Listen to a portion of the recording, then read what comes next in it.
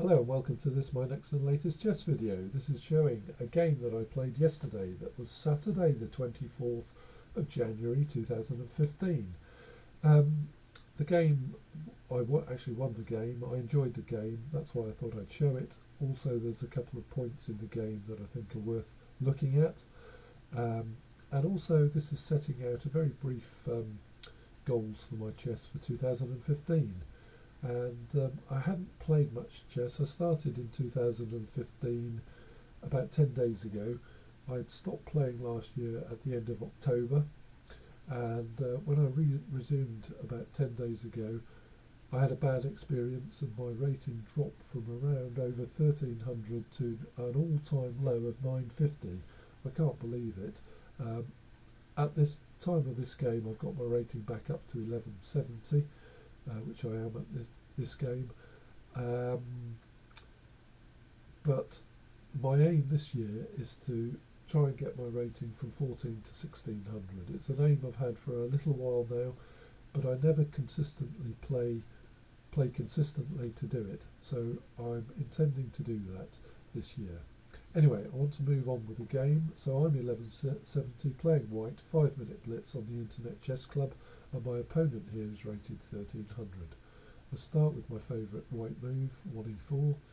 Black plays c5, the Sicilian defence, and normally my preferred opening against this as white is the Alapin Sicilian with 2c3. But over the last 10 days since I've started replaying chess, I've been looking at a new opening for me, the King's Indian attack, and that goes with knight f3. And you can play this against the Sicilian, usually when black plays e6 in the Sicilian. But anyway, instead of 2c3, the Alapin, I play 2 knight f3.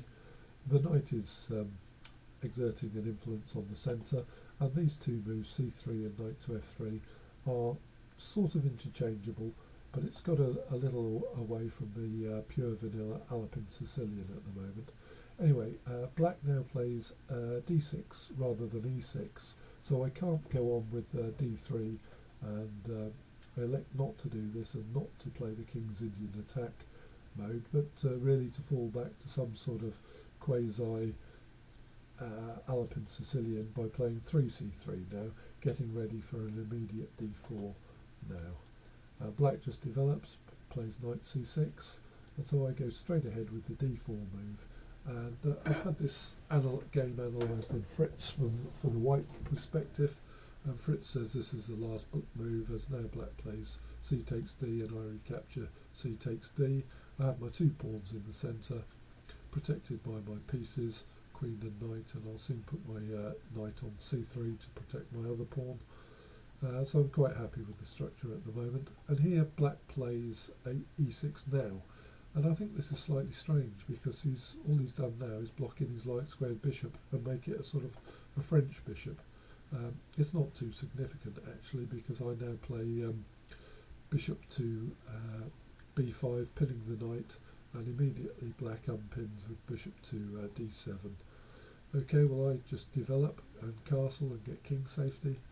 And here black elects to play a6, attacking the bishop, which is very common in the Sicilian and in a lot of openings, with a6, h6, even a3 or h3, to try and stop knights and bishops being on these squares. So obviously I just protect my bishop, I retreat it, and black carries on with the attack with b5, attacking the bishop one more time, and I drop my bishop now back to b3. Just note that this is the light squared bishop, whose best fianchetto would be on the light squared fianchetto from g2, but it's now on the queen side of the board, and it's on a fairly reasonable diagonal, which is the a2 to g8 diagonal. And if black were to castle kingside, just be aware that the black king would be in a potential pin against this bishop, and we'll see whether that's an influence later on in the game or not. So black surprises me here by playing queen to c7 and not developing his minor pieces. It's going against opening principles, that. I do develop knight to c3, protecting the e-pawn and developing. Black again prefers not to develop but to move a major piece with rook from a8 to c8, and again black is trying to establish dominance on the c-file here. So black is intending to play down the c-file if possible. Well, I develop with bishop to f4, and again this bishop is not on its favoured fianchetto, which would be the b2 to h8 diagonal, but it's on actually quite a good diagonal, and these bishops have sort of swapped over sides on the board, but are still raking either side of the board. This bishop, you have to watch the potential pin against the queen, so black will have to be careful there. Black does now develop with bishop to e7, developing his minor pieces, and here I actually play rook from a to c1 to contest the c-file now, but Fritz gives an extra line, an alternative, and prefers d5, attacking in the centre with my centre pawn. So this is the Fritz line. Queen takes f3, and finally f takes e6. Fritz giving this a plus-minus assessment, which means slightly better for white. Okay, well, as I say, I didn't play that. I played rook from a to c1 to contest the centre. Black didn't like that, and my rook attacking on the queen, so he puts his queen back to b8. And now I play a3.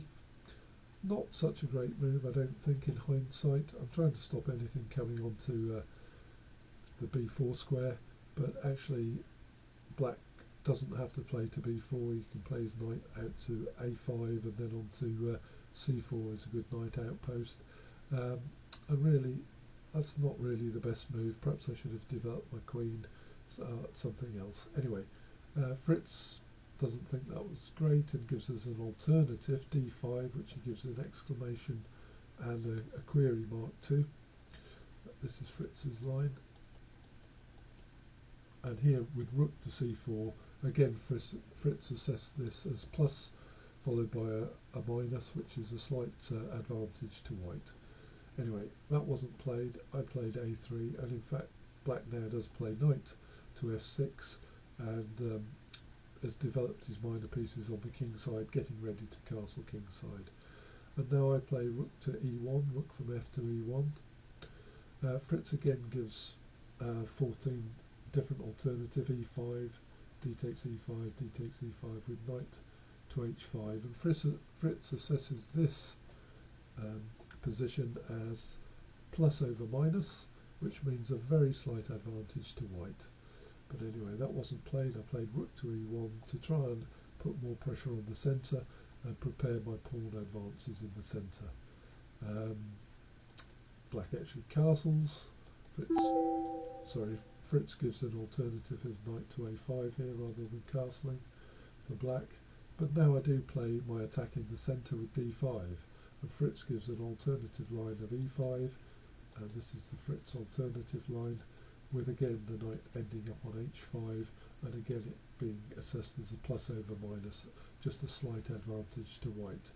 But I didn't play e5, I played d5, and here black plays his knight onto a5, attacking my bishop, so I retreat the bishop to a2, and Fritz gives another line. Instead of retreating the bishop, suggests I attack in the centre with e5 now. D takes e5, d takes e6, bishop takes e6, bishop takes e6, f takes e6, bishop takes e5, and now the queen has to move, queen b7, and Fritz assesses this as a plus over minus, which again is a slight advantage to white. Okay, well that line wasn't played. I just retreated my bishop to safety to a2, and black now plays his knight to a good square, knight to c4, attacking the b pawn. So I play rook to c2. Fritz gives us an alternative, not protecting that pawn but actually playing in the centre again with these moves, and assesses queen a7 as being plus over equals, so nearly an equal position, very very slight advantage to white in that situation. But anyway, I didn't play that. I played rook to c2 to protect my b pawn, and Fritz played rook on f to e8 to equalise the pressure on the e-file, the rooks opposing one another, which is fair enough. D takes e6. I finally attack in the centre now. F takes e6 back. I carry on the central attack with e5. D takes e5. Knight takes e5. Knight takes e5. And now I play bishop takes e5. And at this moment, Fritz has suggested maybe playing rook takes e5 as an alternative, which he actually gives as a query and an exclamation mark, so might not be the best alternative. And going down this line, get to this situation, which Fritz has gives an equal sign, so an equal position here. Anyway, I didn't take back with the rook, I took back with the bishop, and the black queen has to move, and black moves it to queen b6.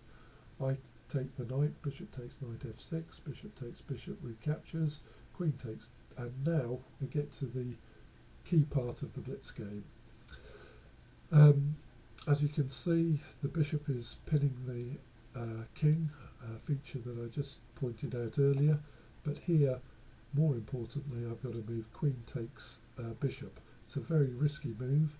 I can go a piece up here, it's almost an en-prise piece, but when I do so, my queen has very few squares to go to and will be very soon trapped by these rooks, queen and bishop. But without much calculation, I decide to play that move in the game.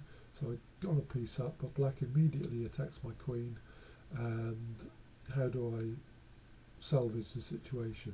Well, in fact here I play queen takes e6 with a check, and Fritz gives us an exclamation mark but doesn't give any other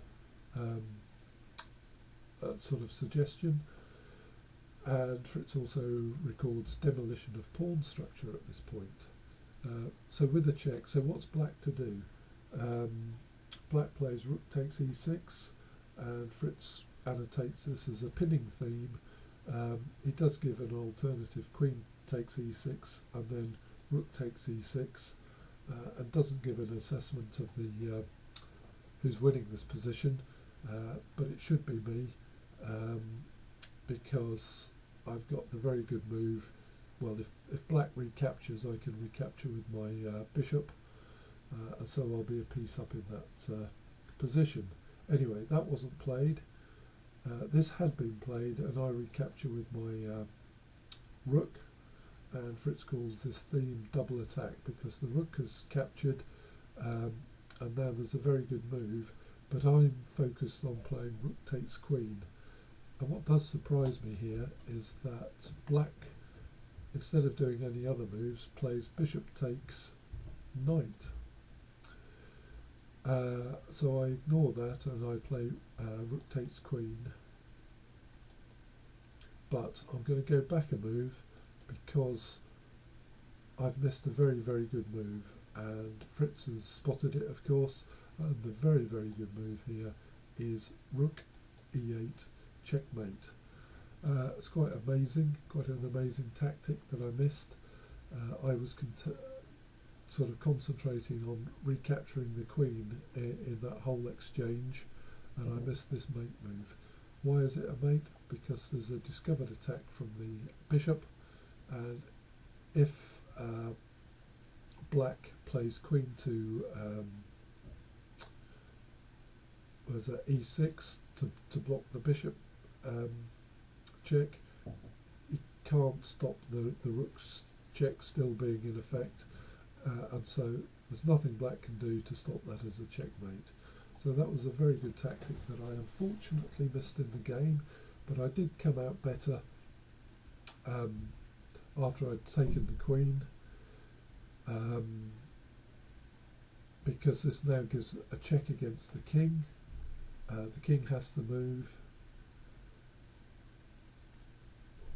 and here I now play h3 to prevent a back rank mate. That was black's last try. Black now moves the bishop to e5 to attack the h2 square and again threaten a back rank mate, but I stopped that with g3, and I'm a rook up in this position and go on to win the game. Black plays h6 to give his king an escape square. I just simply take off material. Rook F8, black plays.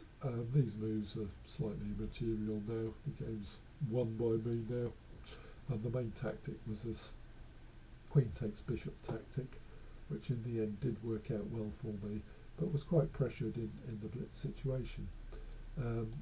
Fritz recommends here rook b6 with b4, takes king h7, giving a plus-minus assessment Fritz gives in this position, which it has to be because I have the two rooks and the bishop against one rook and a bishop, and I have more pawns. So a one game for me.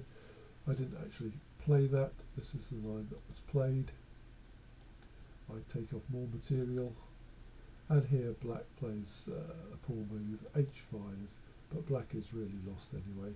And rook takes h5 is a checkmate because the black king is in check from the rook and can't move on to g8 because of the cover from my white light squared bishop. So a very interesting game. I'm just going to go back to where my queen took the bishop, which was a critical phase of the game. There's quite a lot going on here. Remember that pin from the bishop that I spoke about earlier. And my queen is now attacked by the black rook, and the queen's got nowhere to go, but plays queen takes e6 check, and I come out of this and win the game. So an interesting game, very enjoyable, and I beat the 1300 here. My rating is going up, and I really want to get my rating up and concentrate on that and get it from 14 to 1600. So good luck for you in your chess games, and I hope to be posting more on my chess rating increases, hopefully with more videos to come fairly soon this year. So that's all for now. Thanks very much for watching. Bye for now.